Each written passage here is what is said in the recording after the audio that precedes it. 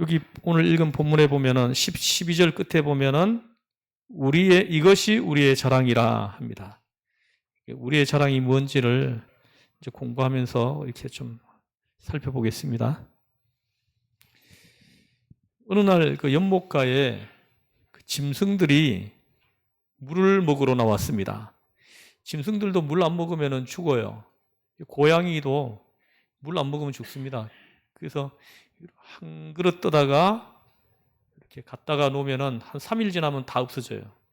8마리가 먹으니까 금방 없어지더라고요. 어느 날 연못가에 짐승들이 물을 먹으러 나왔습니다. 여러 종류의 짐승들이 다 물가로 나와서 물을 먹는데, 그런데 짐승들은 물을 마시면서 저마다 자기 얼굴을 물에 비춰봤어요. 여러분, 그 물에 비친 여러분 얼굴을 한번 본 적 있죠? 잔잔한 호수에 가면은 이렇게 보면은 자기 얼굴이 거기 나타나죠, 그죠? 그래서 이 짐승들이 물을 먹으러 나왔다가 물에 비추어지는 자기 얼굴을 보고 있는 거예요. 어떤 짐승은 잘 생겼습니다. 또 어떤 짐승은 못생겼고, 또 어떤 것은 조그마하고, 어떤 것은 큼직하고, 다 달라요. 똑같은 게 하나도 없습니다. 그런데 역시 짐승 중에는 백수의 왕이라고 하는 백수의 왕이라고 하는 사자 같은 짐승이 아무리 봐도 잘생겼죠, 그죠? 또 수컷 보세요, 이 갈기. 이 수사자가 물에 비친 자기 모습을 보고 얼마나 이렇게 흐뭇했겠습니까? 그런데 이상하게도 그 동물의 세계에서는 순놈이 암놈보다 더 잘생겼습니다. 우리 고양이도 보면 순놈이 등치가 크고요. 잘생겼어요. 암컷은 체구가 작고, 외모로 본다면 별로 못생겼습니다. 그래서 이 짐승들 세계에도 비슷하더란 말이죠. 사람들도 그렇습니다. 사람들은 남자가 잘생겼습니까? 여자가 잘생겼습니까? 머리 아프다.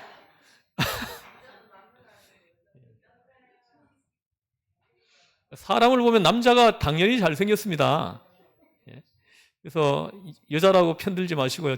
객관적으로 이렇게 보시고 이렇게 말씀을 하셔야 됩니다. 남자가 잘생겼어요. 예.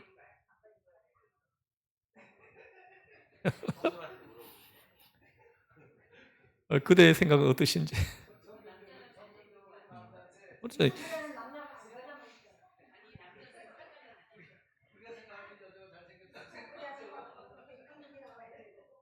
이제 그 여성들은 그냥 예쁘지, 잘생긴 사람은 남자들입니다.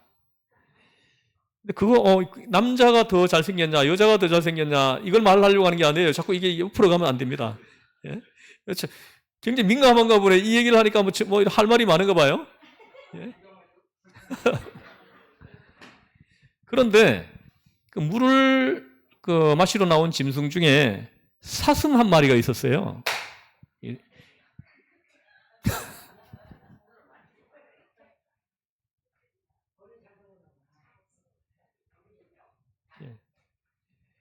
이 사슴도 숫사슴이 잘생겼습니다. 이 암사슴은 뿔도 없어요. 예. 맞아요. 공작도 보세요. 공작도. 예. 수컷이 얼마나 잘생겼습니까? 근데 여자는 왜 없어요, 뒤에 꼬리가. 예. 공작은. 그래서 물을 먹으러 나온 여러 종류의 짐승 중에 사슴 한 마리가 있었는데요. 숫사슴이에요. 근데 이 사슴은 아주 뿔이 잘생겼습니다. 그래서 물을 마시러 나왔다가 물에 자기 얼굴이 보이는 거예요. 그래서 물에다가 자기 얼굴을 딱 비춰보는 거예요. 비춰보니까 사슴뿔이 얼마나 굉장합니까? 자기가 봐도 그냥 감탄이 나올 정도로 잘생긴 거예요. 잘생겼습니다. 나무 가지처럼 쭉 뻗어 있고요. 그걸 들여다보면서 이 수사슴이 생각합니다. 정말 잘생겼다. 잘생겼다. 하고 스스로 이렇게 도취했습니다. 그리고 옆을 이렇게 보니까, 옆을 보니까 암사슴이 와서 물을 먹고 있는데 뿔이 없어요. 그래서 당신은 어떻게 머리가 그 꼴입니까? 어떻게 머리가 그렇게 못생겼냐? 이렇게 한 거예요. 뿔도 없고. 그리고 또 다른 짐승들을 보니까 머리가 반질반질한 거예요. 예? 뿔이 없거든요. 그래서 사슴은 속으로 생각합니다. 나는 과연 참 잘생겼다 하는 거죠. 이 뿔 좀 보라는 거예요. 이 뿔 좀. 진짜 사슴 뿔 잘생긴 사슴 보면 진짜 멋집니다. 얼마나 훌륭한가 하면서 막 으쓱한 거예요. 네?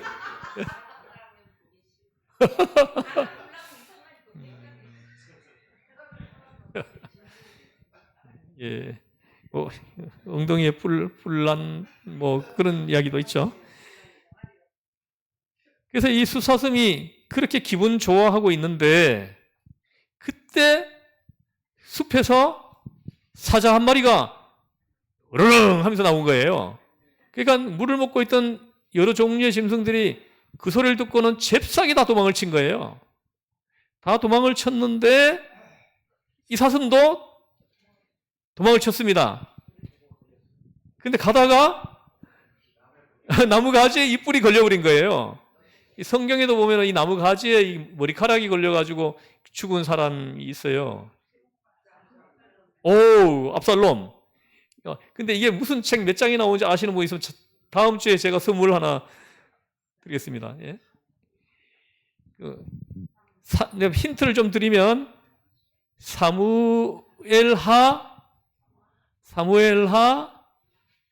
1번, 자, 찍으세요. 1번 15장, 2번 16장, 3번 17장, 4번 18장.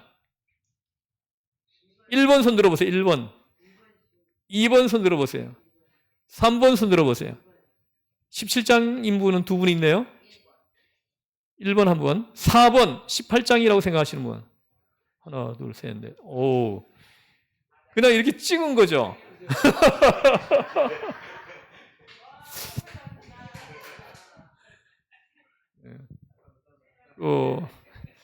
18장에 기록되어 있습니다. 그래서 이 압살롬이 그 나귀를 타고 막 가다가 압살롬은 이 머리카락이 있잖아요. 하여튼 이 가격이 기록되어 있을 만큼 성경에 머리카락의 값이 기록되어 있을 만큼 아주 그냥 이렇게 돋보이는 머리카락이었습니다. 근데 나귀를 타고 가다가 탁탁탁 하다가 상수리 나무 밑으로 지나가다가 머리카락이 철렁철렁 하다가 나무 가지에 탁 걸려버린 거예요. 그래서 나귀가 쏙 빠져나가 버렸어요. 그럼 어떻게 됩니까? 그냥 여기 대롱대롱 매달려 있는 거예요, 머리카락이. 그래가지고 쫓는 자가 와가지고 창으로 옆구리를 찔러서 죽였다. 이런, 자기가 자랑하는 머리카락 때문에 죽은 거예요.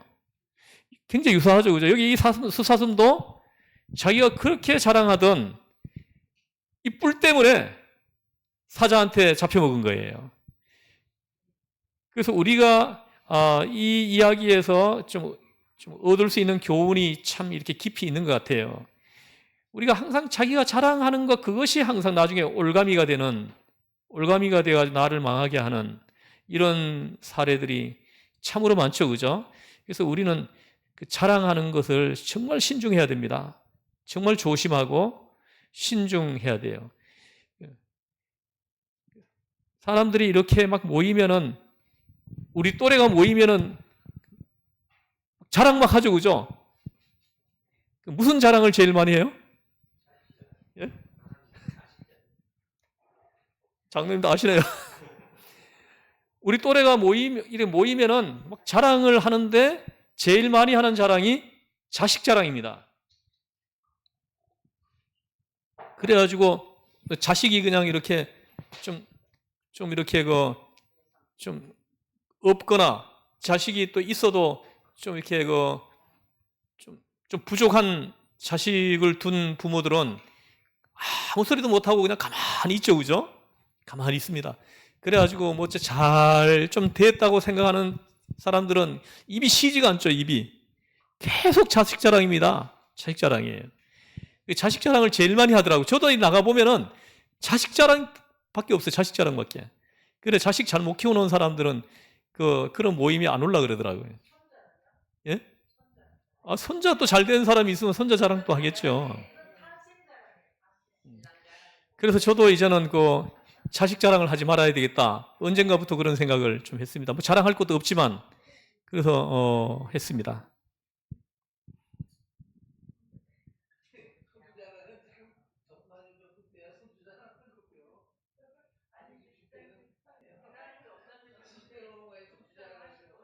어, 저도 손주를 좀 빨리 봤으면 좋겠는데 우리 큰아들 좀 중심 좀 쓰세요. 예? 지금 27살입니다. 중심 좀 쓰세요. 저도 29 전에는 보내려고 그래요. 그래서 손주를 좀 안아보고 싶어요. 아이고, 손주가 생기면 너무너무 귀여울 것 같아요. 요즘 이렇게 생각을 해보면은, 예, 너무 사랑스럽고 귀여울 것 같다 하는 생각이 들어요. 그래서 우리 아이들한테는 20살, 29살 넘기지 말라. 29살 넘겨가지고도 안 가면은 집에 들어올 생각하지 말아라. 지금 그렇게 협박을 하고 있습니다. 예. 7. 예. 그래서, 예, 예. 2주 전에 이렇게 막 편대 비행을 했다 그러더라고요. 편대 비행. 세대가 나란히 쫙 비행하는 걸 했다고 얘기를 하더라고요. 그렇게 너무 신났대요. 그렇게 재미있더래요, 그게. 편대 비행이. 근데 이게 굉장히 고난도 비행 훈련인데 막 높이 올라갔다 갑자기 팍 내려오고 막 돌리는 거. 막 웬만한 사람들은 막 다 기절한대요. 이게. 그리고 그 압이 엄청 심해가지고 기절한다는 거죠. 근데 그리고 막 다 토해내고 막 한대요. 근데 감사하게도 아직까지 한 번도 토한 적은 없다고 얘기를 하더라고요. 그래서 여러분 좀 기도해 달라고 제가 말씀드리는 겁니다.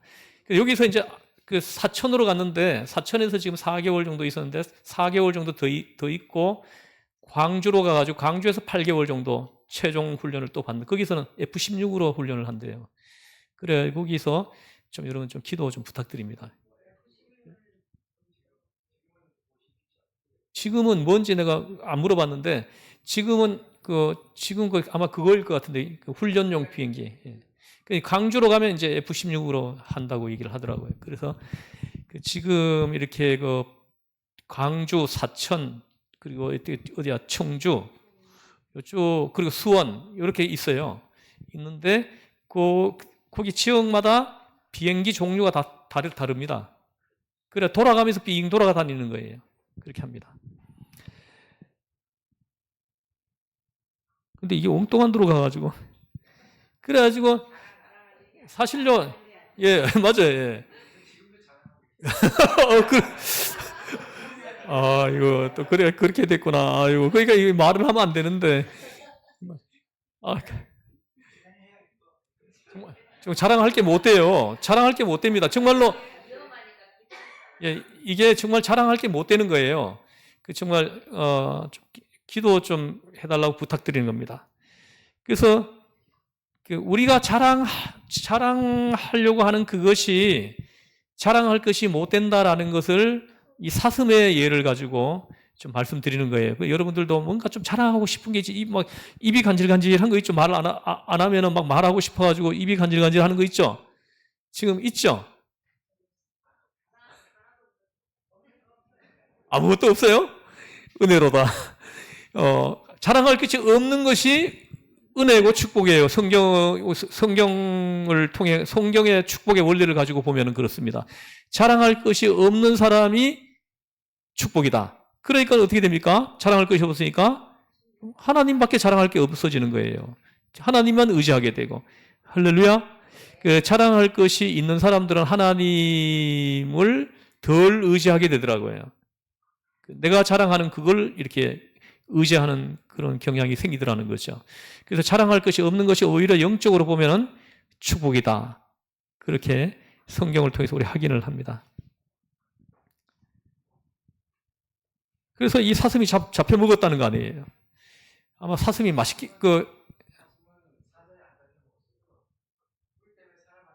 예. 녹용으로요? 자, 음.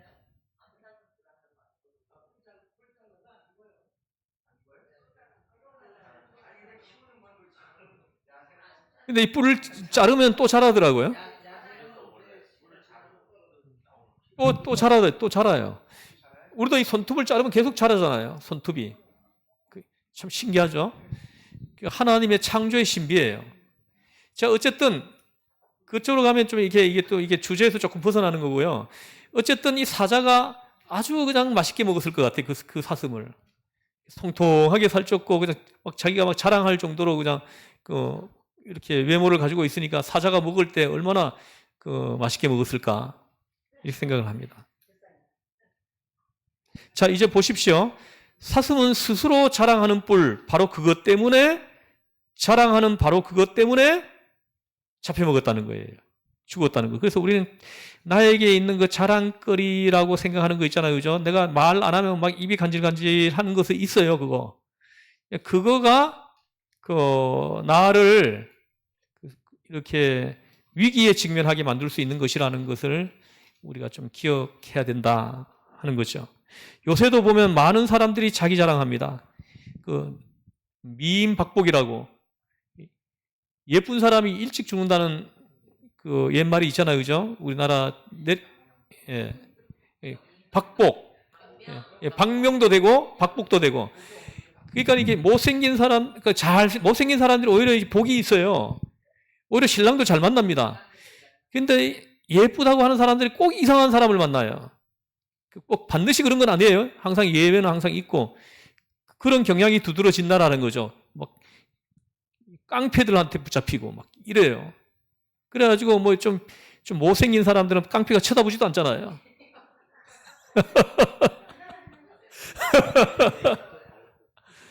요즘 달라요? 근데 요즘 뭐 이렇게 제가 이렇게 보면요. 모임에도 나가 보면은 자기 부인이 예쁘다고 생각하는 사람들은 모임 때마다 부인을 데리고 나옵니다. 데리고 나와요. 근데 자기 부인이 좀 못생겼다 싶은 친구들은 보면은 안 데리고 나와요. 안 데리고 나옵니다. 그래서 맨날 집에 혼자 있어, 부인이.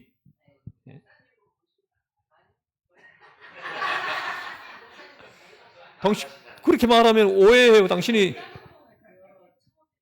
근데 당신이 좀 설명을 좀 할 필요가 있어요.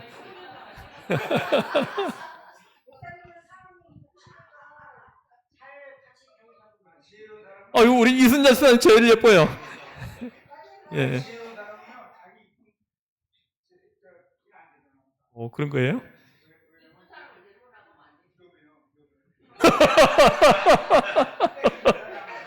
왜 위험한 거예요? 표적이 되는 거예요? 표적이 되는 거예요?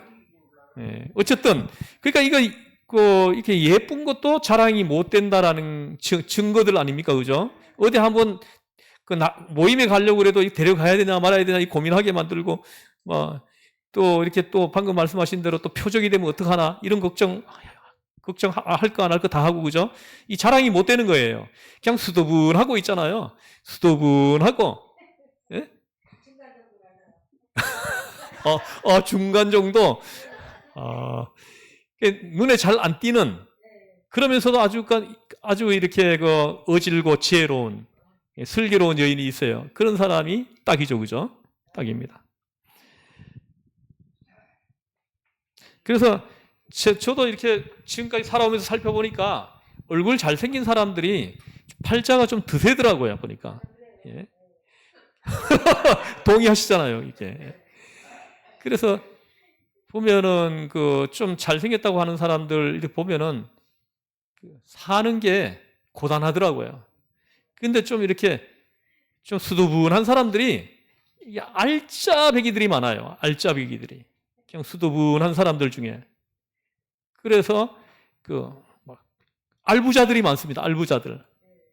그래서 이렇게 세상을 살 때 좀 여유롭고 넉넉하게 사는 걸 이렇게 많이 봅니다.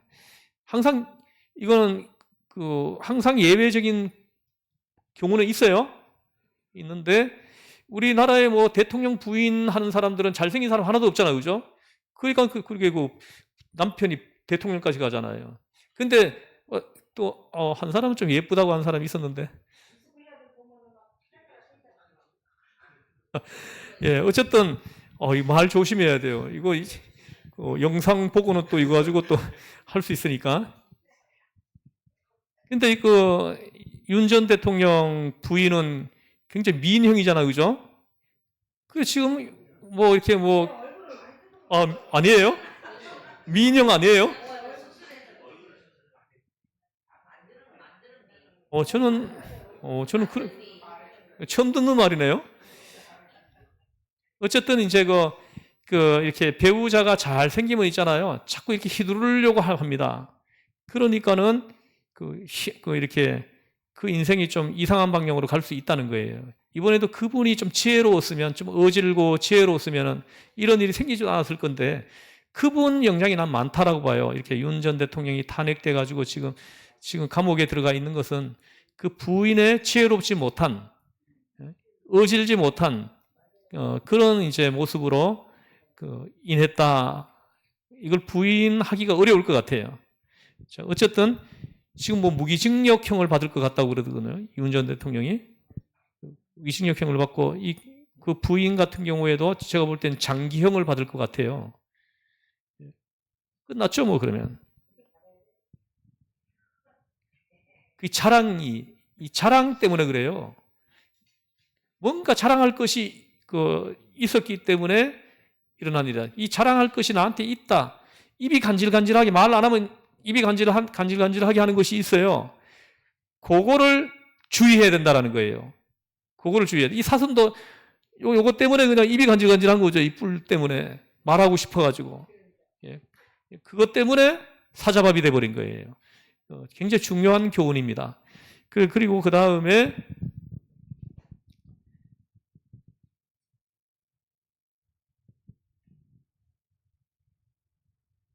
오늘 본문 보니까 바울은 자랑에 대하여 아주 귀한 신학적 원리를 제시하고 있습니다.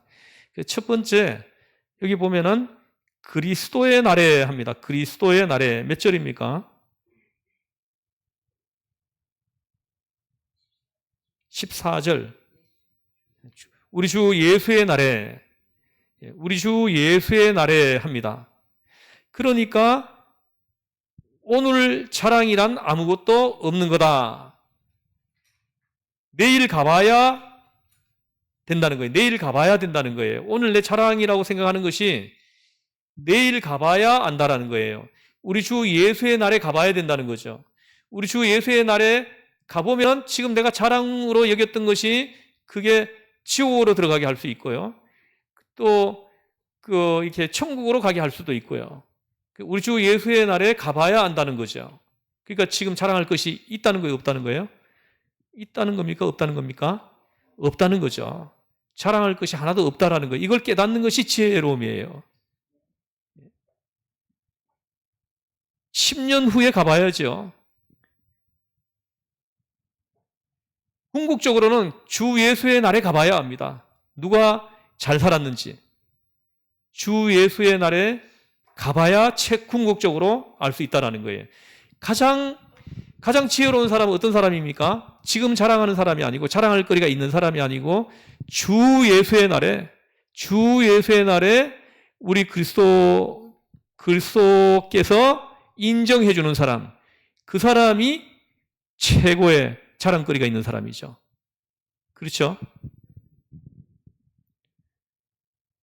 그래서 우리가 자랑거리로 지금 생각하고 있는 그거 아무것도 아닌 거라는 거예요. 아무것도 아닌 것입니다. 흔히들 보면 또 묘지 자랑을 하더라고요. 묘지 자랑. 여러분 다니다 보면 아주 묘지를 아주 그냥 뭐 화려하게 잘 꾸며놓은 묘지들 보죠, 그죠? 못 봤어요? 예, 저는 다닐 때마다 보는데 이 묘지 자랑을 하는 사람들 큰 무덤 해놓고 큰 비석 세워놓고 여러분 이게 도대체 무슨 소용이 있는 거예요? 우리 아버지 어머니가 지금 저 안동교회 교회 묘지 동산에 지금 묻혀 있어요. 매장돼 있습니다. 근데 얼마 전에 저희 형님이 전화가 왔습니다. 와가지고 아버지 어머니 어떻게 할 거냐 하더라고요. 그게 무슨 말씀이냐 그랬더니 우리가 다 떠나면은 그 무덤 관리를 누가 할 거냐는 거예요. 묘지 관리를 누가 할 거냐 이 말이에요. 우리 밑에 자손들이 계속 해줄 수 있느냐 이거예요. 그래서 우리 형제들이 다 떠나기 전에 아버지 어머니 묘지를 정리하자 이런 말이에요. 정리해놓고 하자는. 그래서 제가 그랬습니다. 우리 형제들 중에 가장 끝까지 남아있는 사람이 마지막에 정리해놓고 가자 이렇게 얘기를 했어요. 제가 가장 동생이니까 내가 나이로 본다면 제가 제일 오랫동안 있을 것 같은데 그러면 내가 하겠다는 거죠. 내가 마지막에 정리하겠다는 거죠. 그래서 또 나보다 뭐 형들이 더 오랫동안 그 생존에 있는다 그러면은 그 형이 정리하자 이렇게 얘기를 했어요. 그래가지고 다시 이렇게 해가지고 이제 이거 화장 그 뼈를 이제 해가지고 풍을 만들어서 이렇게 뿌려드리고 가는 거죠. 그러면은 그래 지금 항아리에다가 이 풍고를 담아가지고 낙골당에 모셔놓는 것, 이건 제가 볼 때는 이게 좀 비성경적이에요. 그 항아리에다가 왜 풍고를 담아 놓느냐는 거죠. 그래서 그걸 뿌려주면 됩니다. 뿌려주면 돼요. 뿌려주는 것이 맞습니다. 흙으로 돌아가게 해야 됩니다. 흙이 되게 해야죠. 예, 그래서 정리해야 돼요. 안 그러면 후손들이 어떻게 합니까? 나중에 천덕꾸러기 해야 됩니다. 그 묘지가. 그렇게 되는 거예요. 또 우리 아이들이 자손들이 또 자녀를 뭐 여러 낳아가지고 이렇게 계속 후손이 이어진다면 모르지만 또 우리 자손들 중에 아이를 안 낳겠다고 해가지고 아이를 아예 안 낳고 사는 이런 분위기가 된다 그러면은 대가 끊어지는 거죠. 그럼 누가 합니까 그걸? 할 수가 없는 거죠. 그래서 이것도 자랑할 것이 못 된다는 거예요.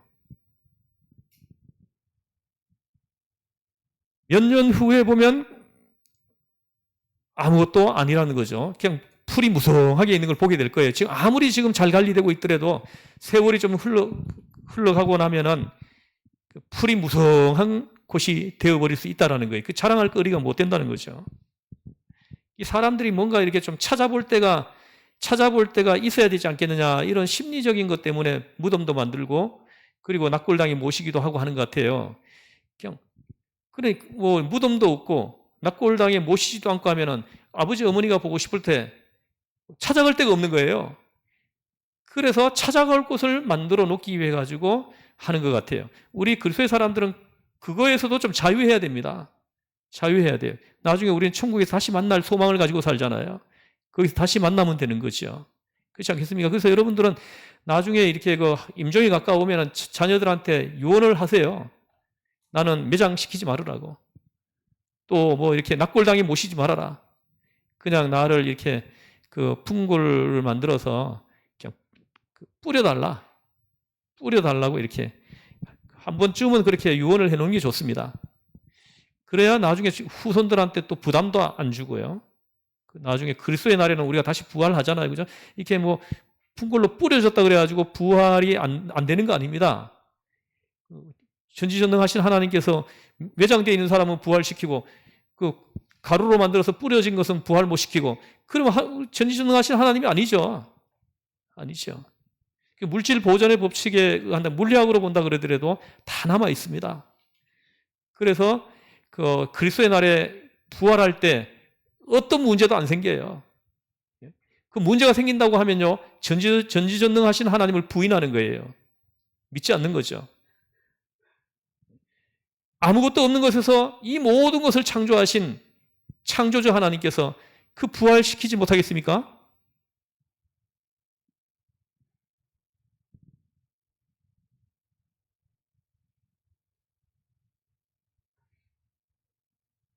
저는 묘지를 화려하게 만들어 놓고 자랑하는 사람들, 저는 그거보다도 우스꽝스러운 일이 없다고 생각을 합니다. 정말 자랑할 거리 1도 없는 거예요. 자랑거리 1도 안 되는 것들이에요. 그리스도의 날에 이게 중요한 거예요. 우리한테는요. 그리스도의 날에 내가 부활해서 그리스도에게로 우리가 휴거돼 가지고 올라가느냐? 이게 중요한 거죠. 그리스도의 나라에. 그리스도의 나라가 제일 중요한 거예요. 더 먼 훗날로 생각을 해야 된다는 거죠. 그래서 우리가 저기가 어디입니까? 예? 천국이죠. 우리는 저기 천국까지 바라봐야 돼요. 그래서 오늘을 살아야 됩니다. 그러면 그런 사람들은 자랑할 거가 없어요. 모든 것이 다 주님의 은혜입니다. 하나님 감사합니다. 그리스도의 날에 하나님 나를 불쌍히 여겨주세요. 그날의 나를 긍휼히 여겨주세요. 이 기도밖에 안 나오는 거예요. 자랑할 거가 뭐 있답니까? 정말 자랑이라고 말하는 것들 정말 아무것도 아닌 것들입니다. 저도 이거 한때는 좀 얼굴이 좀 이렇게 굉장히 이렇게 싱싱하고 좀 이렇게 요즘 사진을 찍어 보니까요, 제가 이렇게 막 주름살도 보이고요, 예? 머리가 허옇게 보이더라고요. 제가 이 사진을 보니까요, 저도 새까말 때가 있었습니다. 불과 20년 전에만 해도 제가 머리 새카맸어요. 여기 부임에 올 때만 해도 새카맸습니다. 새치 몇 개 정도 있었어요. 근데 어느 순간에 이렇게 머리 색깔이 바뀌더라고요.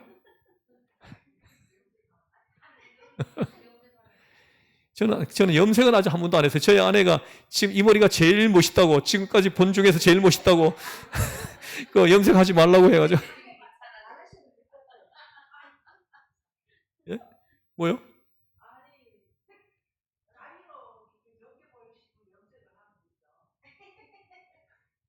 내가 한번 물어봤어요. 제가, 여보, 나 염색할까? 했더니, 아니래요. 당신은 지금까지 내가 본 당신 머리 중에 제일 지금 멋있다고. 난 지금 이 머리가 제일 멋있대요.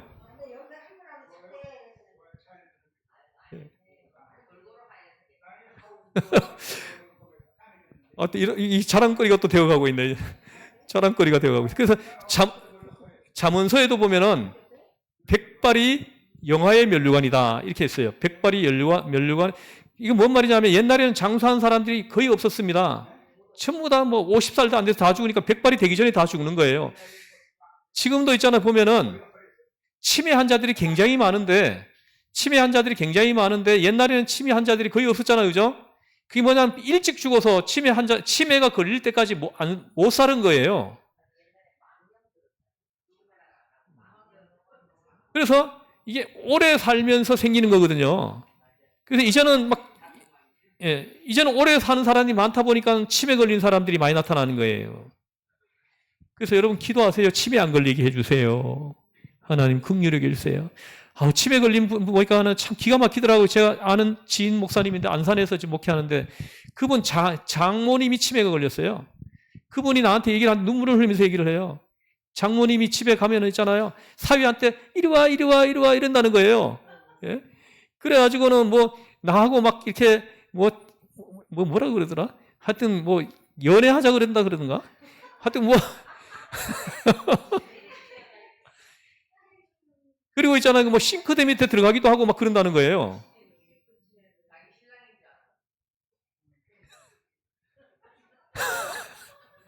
그래서 여러분 있잖아요. 지금 치매 안 걸린 것만 해도 여러분 감사해야 됩니다. 예? 감사할 게 얼마나 많아요. 예?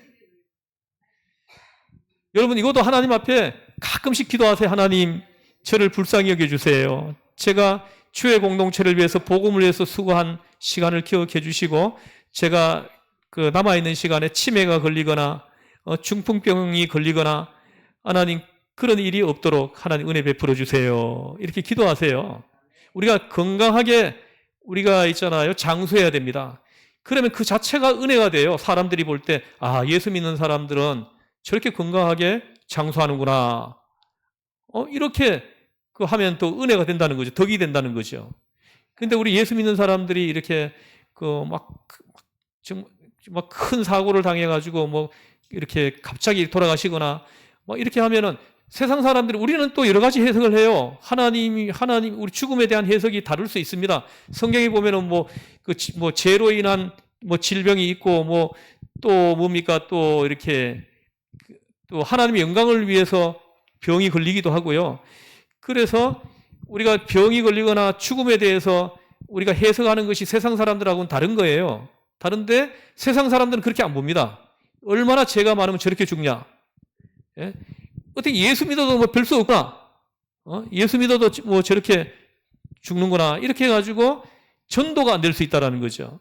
그래서 우리가 하나님 앞에 건강을 놓고도 기도를 좀 해야 된다. 이게 저의 권면입니다. 묘지까지 나갔습니다. 얼굴 잘생긴 거 하고 묘지하고 나왔습니다.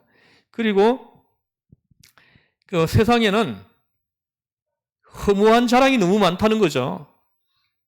그래서 최후의 시간에 주님 앞에 가서 자랑이 될는지 굴욕이 될는지 우리는 여기에 관심을 가져야 돼요.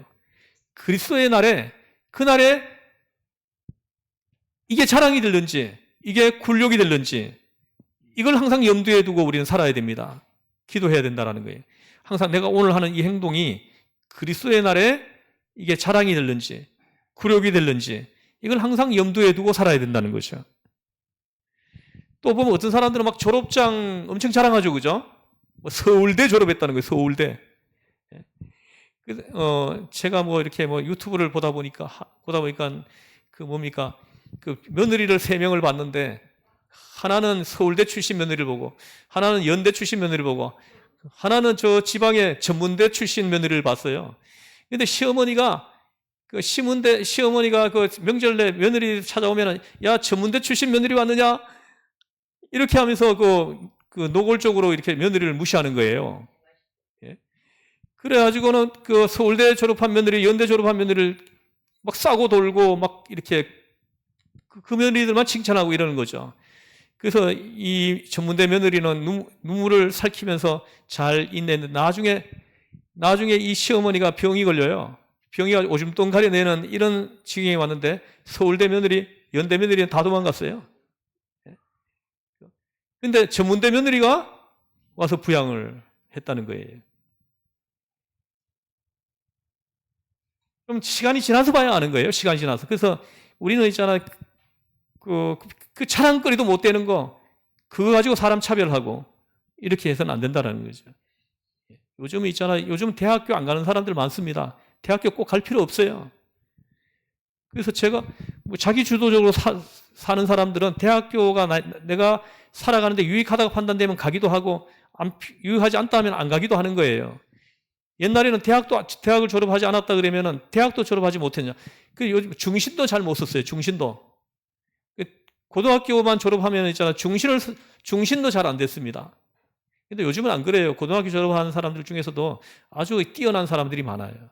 그래서 우리가 바깥으로 보이는 그런 거 가지고 자랑거리도 되지 못하는 그거 가지고 사람을 판단하고 이렇게 차별하고 이렇게 하면은 그것이 나중에 그리스도의 날에 오히려 내가 굴욕이 되게 할 수도 있다라는 거죠.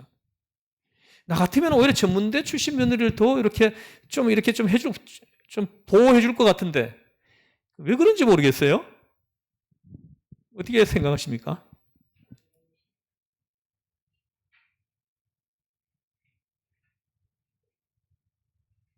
졸업장.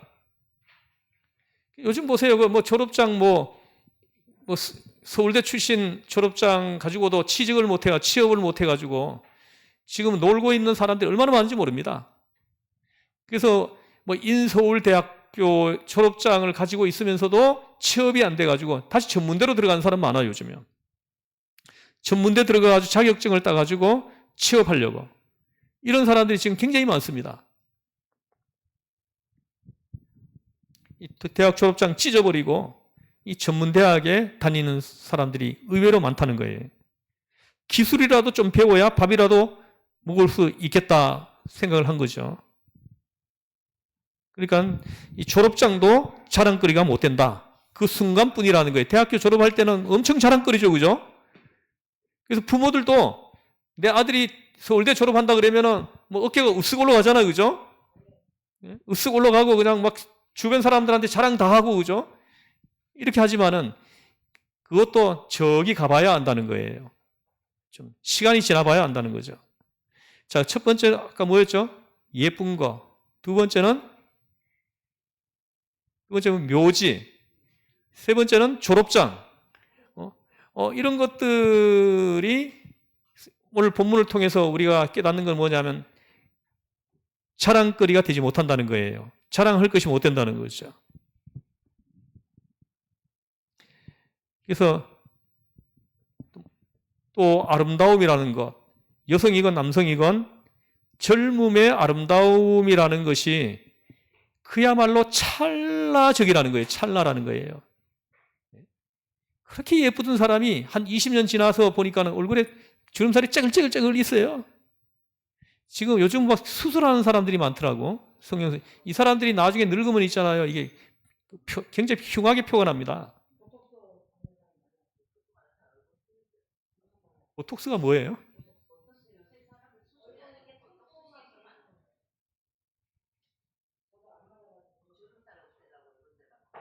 아니, 뭘 집어넣는 거예요?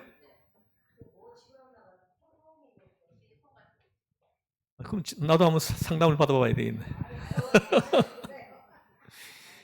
예? 그럼 더 잘생겨 보이지 않을까요?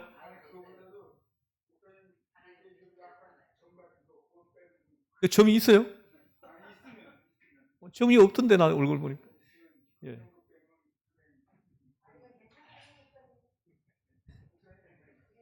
저는 요거, 이게 좀 흉터가 안 보였으면 좋겠는데, 이거. 제가 이거 어릴 때 그 살구나무에 올라가서 살구를 따려고 하다 떨어져가지고, 떨어지면서 나무 가지에 이게 탁 걸려가지고, 여기가 쭉 갈라졌었어요. 그런데도 우리 아버지 병원 안 데려갔어요. 그냥 아키전기 발라주고, 가루약 뿌려주고 끝냈어요. 요즘 같으면 이게 흉터 안 남을 건데, 이 흉터가 남아있는 거예요. 이것 때문에 제가 이렇게 전에 면접을 보는데 이거 흉터가 어떻게 생겼냐고 물어보는 거예요. 그래가지고, 제가 이거 설명하는 게 너무 힘들었어요.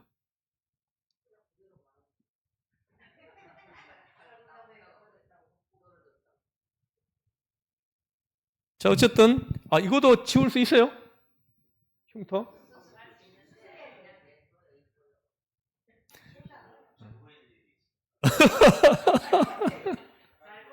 방금 이렇게 하면은 굉장히 젊어 보이고 예뻐 보인다고 하니까 나도 관심이 생기는 거죠. 자, 어쨌든, 요즘 성형외과가 돈을 많이 번대요. 이 코 있잖아요. 난 코는 수술한 거 보면 바로 알아봐요. 요즘 여성들 이 코 수술한 사람이 되게 많더라고요. 예, 엄청나게 많습니다. 그래요. 전부 다 코가 비슷비슷하게 생겼어요. 이 수술한 사람들 보면 코가 전부 다 쌍둥이 같아요.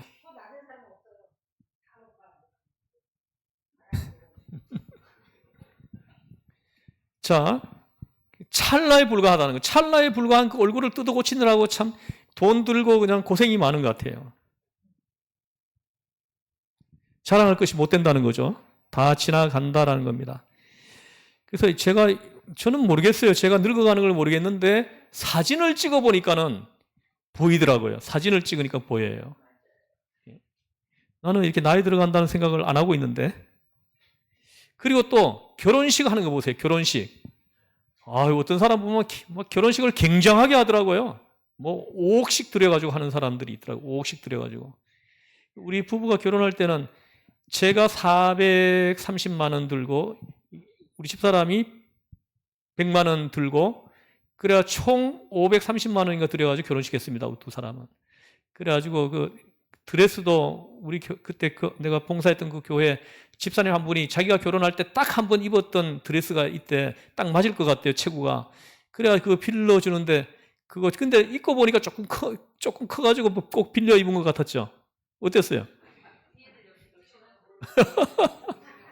그렇게 하고 그래 점심도 국수 삶았습니다. 난 국수가 그렇게 많이 남는 줄 몰랐습니다. 제가 국수를 삶았는데 제가 우리 교회 건사회 회장님한테 얘기를 했어요. 제가 이렇게 밥을 대접하려니까는 우리 가난한 전도사 돈이 없어서 못할 것 같다. 그래서 국수를 좀 삶아 주실 수 있느냐 하고 교회에서 결혼을 했거든요. 그러니까 그 건사님이 당연히 해드릴 수 있죠 이런 거예요. 비용은 제가 드리겠습니다. 얼마 드리면 되냐 그랬더니 20만 원만 주세요 이러더라고요. 그래서 20만 원을 달라는 대로 얼른 줬어요. 더 달라고 그럴까 봐. 얼른 드렸죠.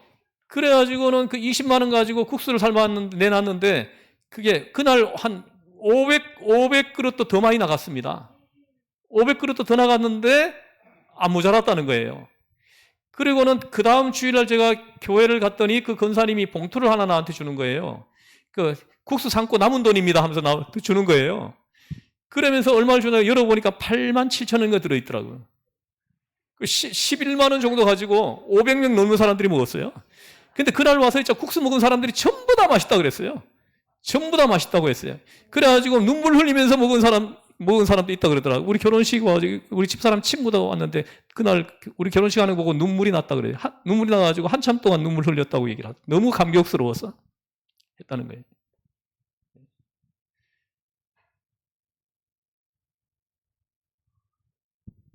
신혼여행도 못 갔습니다. 전 신혼여행을 푸켓으로 가고 싶은데 못 갔어요.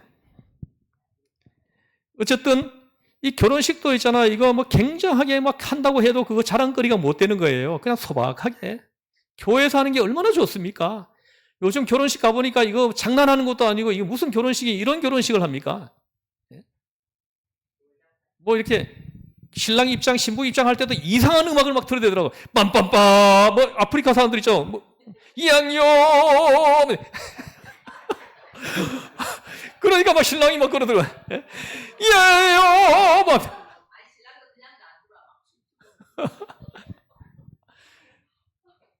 우리 믿는 사람들은 그런 결혼식 안 했으면 좋겠어요.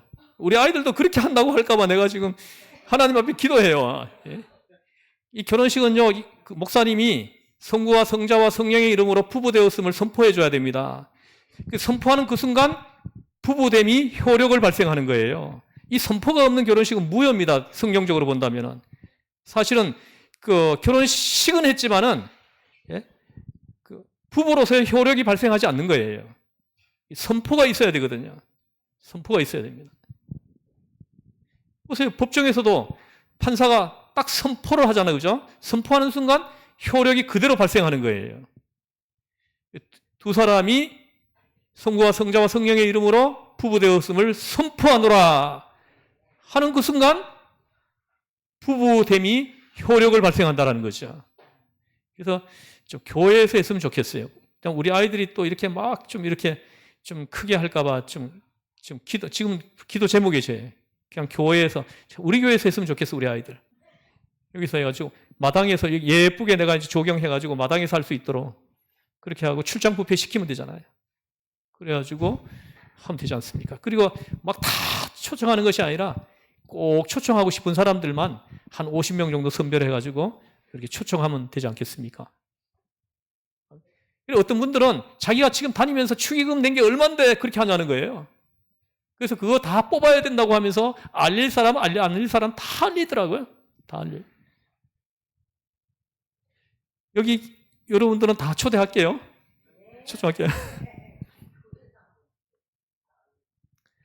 자, 그래서 누가 정말로 자랑스러운 사람이 되는지는 저 훗날에 가봐야 된다. 궁극적으로는 예수 그리스도의 날에 가봐야 안다.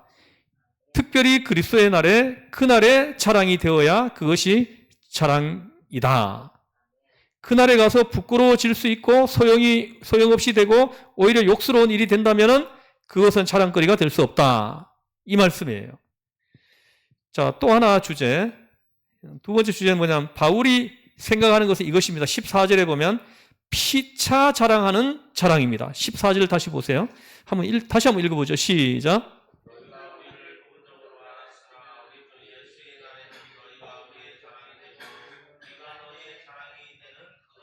아멘. 이거 보십시오. 우리 주 예수의 날에 너희가 우리의 자랑이 되고 우리가 너희의 자랑이 되는 그것이라 이렇게 합니다. 피차가 서로 자랑이 되기를 원한다는 거예요. 너희는 나를 만났음이 그리스도의 날에 자랑이 되고 나는 너희들을 만난 것이 그리스도의 날에 자랑이 되고 이렇게 되기를 바란다고 얘기를 합니다. 그렇게 하는 거예요. 그리고 또 하나 12절에 보면 구체적으로 바울이 지금 스스로 마음에 가진 비밀한 자랑이 있다는 거예요. 12절에 한번 읽어보죠. 시작. 우리가 세상에서 특별히 너희에 대하여 하나님의 거룩함과 진실함으로 행하되 육체의 죄로 하지 아니하고 하나님의 은혜로 행함은 우리 양심이 증언하는 바니 이것이 우리의 자랑이라. 우리 양심이 증언하는 바니 이렇게 얘기를 합니다. 저는 그리스도의 날에 여러분이 내 자랑이 되고 내가 여러분의 자랑이 되기를 주에서 축복합니다. 그리고 또 하나는 뭐냐 하면요, 양심이 증언하는 바니, 우리 양심이 증언하는 바니 이렇게 말을 합니다. 여러분 보십시오. 여러분이 이 자랑으로 여기는 그것이 내 양심이 그걸 증거 삼을 수 있느냐 이 말이에요. 내 양심도 인정해 줘야 된다는 거죠. 내가 자랑거리로 여기고 있는 그것이 내 양심도 인정해 주는 자랑거리냐 이 말인 거죠. 사도 바울이 지금 현재 자랑으로 여기는 이것이 내 양심이 지금 증거하고 있다고 얘기를 합니다. 내 양심이 이것을 증거하고 있다는 거죠. 다시 말하면은 이 고린도 교회를 향해 가지고 사도 바울이 한 수고들 있죠, 그죠? 이 수고는 정말 하나님 앞에서 신실한 마음으로 했다는 거죠. 이것이 내 양심이 그걸 증거하고 있다라는 거예요. 내 양심이 조금도 부끄러움이 없다는 거예요. 무슨 말씀인지 좀 이해하시죠?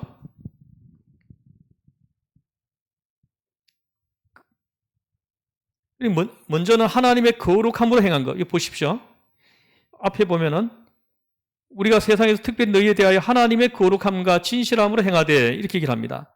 그래서 하나님의 거룩함으로 행한 것, 업적을 자랑하지 않고 지식을 자랑하지 않고 있습니다. 하나님의 거룩함으로 고린도 교회를 위해서 행한 그 일들, 이것이 내 양심이 증거하고 있다 합니다. 그렇게 말을 하는 거예요. 사도 바울은 고린도 교회는 내가 세운 교회다 이걸 주장하지 않는 거예요. 사실은 사도 바울이 세운 교회예요. 그럼에도 불구하고 그게 사실은 우리가 세속적인 시각으로 본다면 그게 자랑거리가 될 수 있어요. 저번에 어떤 분이 태국의 선교사님 한 분이 얘기하더라고요. 자기가 지금 태국에다가 4개 교회를 개척했다는 거예요. 그래 여기 개척해가지고는 목사님 한 분 세워놓고 또 저쪽으로 이동해가지고 그것도 하나 세워가지고 또 한 분 세워놓고 또 이렇게 해가지고 4개를 세웠다고 얘기를 하더라고요. 그걸 이렇게 얘기를 하는 거예요. 사도 바울은 그걸 얘기하지 않습니다. 내가 세운 교회다 이걸 얘기하지 않아요.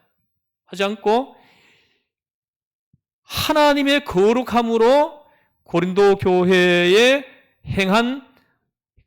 내가 행한 그것을 내 양심이 증거하는 바라고 얘기를 하는 겁니다. 하나님의 거룩함으로 정말로 순전한 마음으로 정말로 이렇게 순결한 마음으로 했다는 거죠. 업적을 자랑하지 않습니다. 하나님의 거룩함으로 행한 것. 첫 번째는 뭡니까? 내 양심이 증거한다는 것. 두 번째는 하나님의 거룩함으로 했다는 거예요. 그래서 오직 나는 거룩함으로 했다. 그래서 거룩함이 뭡니까? 거룩함이 뭡니까? 하나님께 대한 경건이요 동시에 윤리적으로 보면 순결입니다. 경건과 순결, 이것이 거룩함이에요. 경건생활, 항상 이렇게 좀 시간이 나면은 기도하는 시간을 만들어 기도하고 또 이렇게 밖으로 나가면은 전도하고, 이게 경건생활이죠. 그리고 좀 챙길 사람들이 있으면 챙기고, 그리스도의 마음으로 사는 거죠. 그리고 순결, 이거는 깨끗한 마음이에요. 청결한 마음이죠. 이게 청결한 마음, 깨끗한 마음과 경건생활, 이것이 거룩함이에요. 이 거룩함으로 고린도 교회를 세웠다는 거죠. 그리고 그 다음으로 12절에 보면은 진실함으로 하였다 이렇게 얘기를 합니다. 진실함으로 행하되 이렇게 얘기를 합니다. 사도 바울은 이 진실이 자기의 자랑이라는 거예요. 거룩함으로 행한 것이 자기의 자랑이라는 거죠.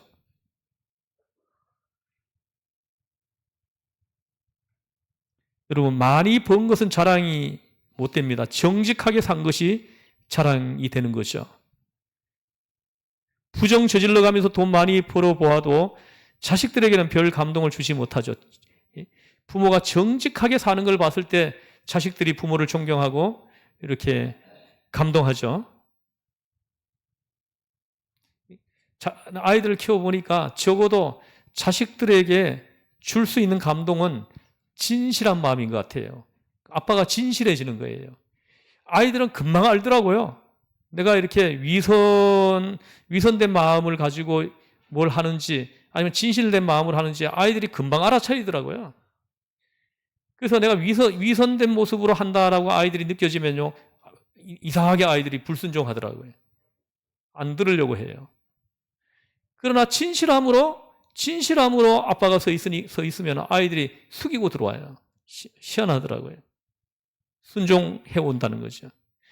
어제도 우리 아이들 성경 공부를 이렇게 토요일 날마다 하는데 어제는 2시간 정도 좀 넘게 했습니다. 토요일 저녁에. 11시까지 했어요. 했는데 내가 고백을 했습니다. 아이들 앞에. 고백을 했어요. 하나님이 짝 지어준 짝이라는 것을 엄마가 하나님이 짝 지어준 배우자라는 걸 너무나 늦게 아빠가 깨달았다.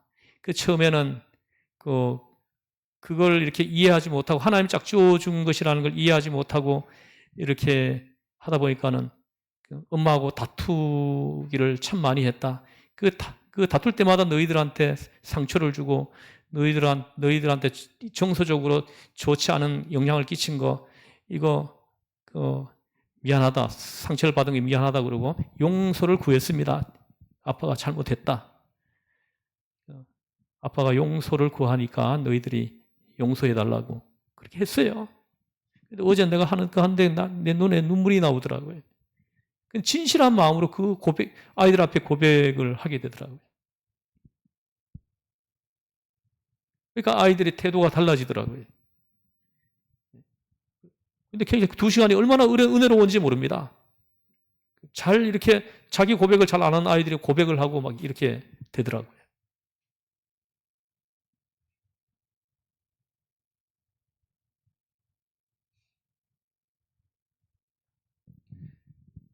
그래서 가장 아이들이 얘기하더라고요. 자기들이 가장 힘들었을 때가 엄마 아빠가 다투고 있을 때가 제일 힘들었다고 얘기를 하더라고요. 성도님들 앞에서 좀 부끄러운 이야기지만은 진실하게 고백하는 것입니다.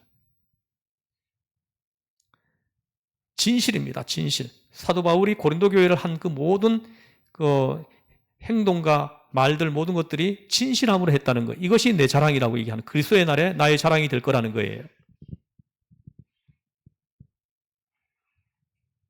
또 하나 있습니다.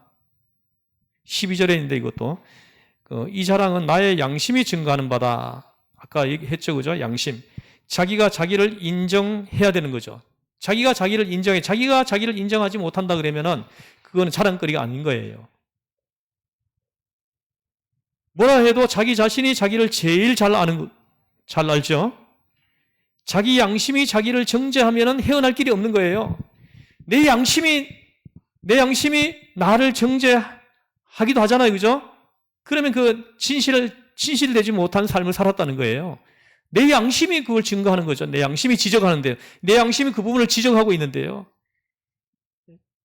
그러면 뭡니까? 어떻게 되는 거예요? 내 양심이 내가 옳다 하고 인정을 해주어야 합니다. 그런데 모든 사람이 다 추앙하고 존경한다고 하더라도 내 양심이 나더러 너는 죽일 놈이다! 이러는 거예요. 다 사람들이 막 칭찬해요. 훌륭한 분이다. 막 존경한다 합니다.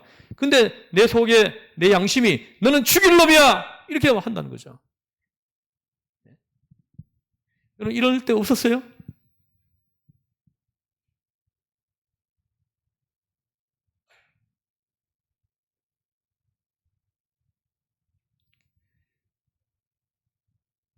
그래서 다 나를 추앙하고 존경한다고 하더라도 내 양심이 나더러 너는 죽일 놈이다 정죄한다면은 이제는 죽을 수밖에 없는 것입니다.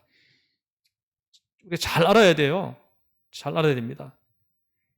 그 심령이 살아날 길이 없는 것입니다. 사도 바울은 말씀합니다. 내 양심이 증거한다. 14절에 보면 그리스도의 날에 너희는 나의 자랑이 되고 너희는 나의 자랑이 되리라.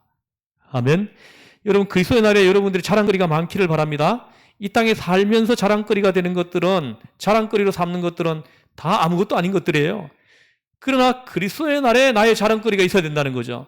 이 사도 바울은 방금 뭡니까?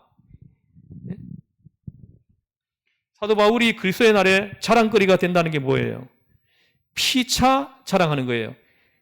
너희가 내 자랑이 되고 내가 너희 자랑이 돼. 이거 그리스도의 날에 이것이 내 자랑이란, 너희가 내 자랑이 될 거라는 거예요. 그래서 요즘은 보면은 이렇게 뭡니까? 서로 자랑거리가 되는 것이 아니라 서로 그냥 서로 원수다라고 막 이렇게 말하는 이런 경우가 많잖아요. 그래서 첫 번째는 피차 자랑하는 자랑. 두 번째는 스스로 마음에 가진 비밀한 자랑이 있어야 됩니다. 비밀한 자랑. 나만이 알고 있는 자랑이 있어야 돼요. 그리스도의 날에 자랑거리가 될 수 있는 비밀한 자랑을 가지고 있어야 된다는 거예요. 이건 아무도 몰라. 하나님과 나만이 아는 자랑이 있어요. 그걸 가지고 있어야 된다는 거예요. 그리고 세 번째는 하나님의 거룩함으로 행한 것. 이것이 그리스도의 날에 나의 자랑이 될 거라는 거예요. 그리고 또 하나는 양심이 내가 나를 증거해 줘야 된다는 거죠. 그리스도의 날에 자랑이 되어야 된다는 거죠. 그리고 하나는 마당이 뭐냐 하면은 진실함으로 행한 것. 내가 그리스도 앞에서 성도들 앞에서 진실함으로 행한 것. 이것이 그리스도 날에 나의 자랑거리가 될 것이다. 이렇게 말씀을 합니다.